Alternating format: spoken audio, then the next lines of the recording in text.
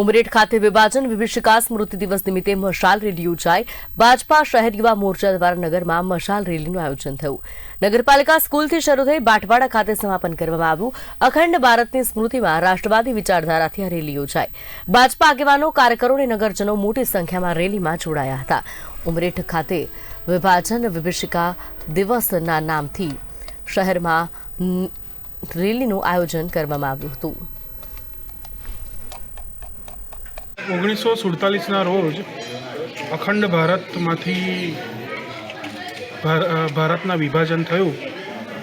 એની સ્મૃતિમાં વિભાજન વિભીષિકા દિવસ 14 ઓગસ્ટ ભારતીય જનતા પાર્ટી દ્વારા ઉજવવામાં આવે છે અને અખંડ ભારતના સ્મૃતિ દિવસ તરીકે પણ રાષ્ટ્રવાદી વિચારધારા ધરાવતા લોકો આ દિવસને ઉજવે છે।